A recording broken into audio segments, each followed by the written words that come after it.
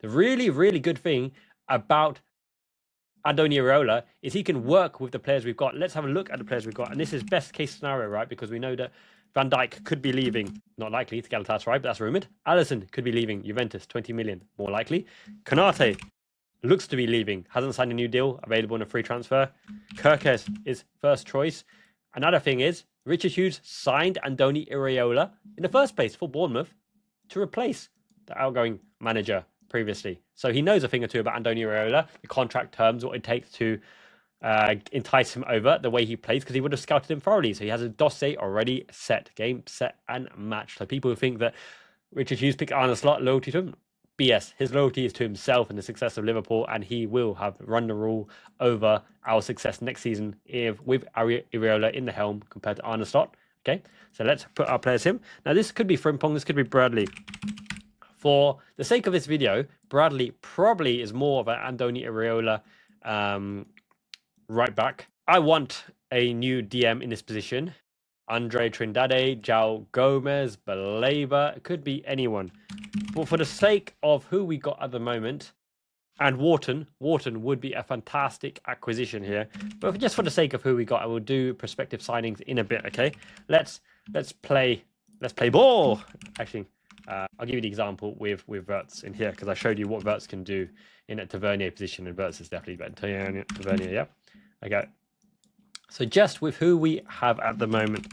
Now, I know, he's not the outstanding right winger, probably shouldn't be right winger starting choice, gets isolated. The key is to feed Isak into the peripheries of the goal to do his thing and shoot across goal. Wirtz in the half space here, Subside in the half space here. Konate does step forward. Van Dijk can pick a man between the lines. His line-breaking ball is very, very good. So you almost expect, okay, Kerkez on the wing-back position. Draw the man over. The ball does shift into Konate. The ball shifts into Konate. If you hit Gravenberch, who's going to be man-marked and penned, McAllister, as the Alex Scott, has to go into forward position, and that's good because he is a Libero Mazzala position, and he can go into a 10, a wide 10, or full 10 as well in either positions. Now, by going there, the opposition has to cover, and one has to cover the line there, which opens the ball out to Kerkez.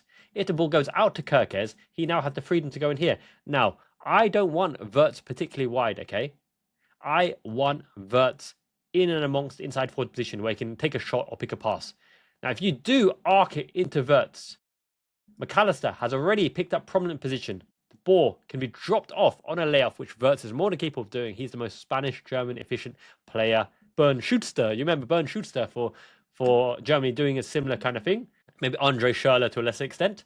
Pop it here, and straight away Maka has got a charging, rampaging animal like Kerkez on a rampage, which is how you get Kerkez in a rounded back to play it first time into Isak, attacking the front post for here, or flick on here. That's one game-win condition.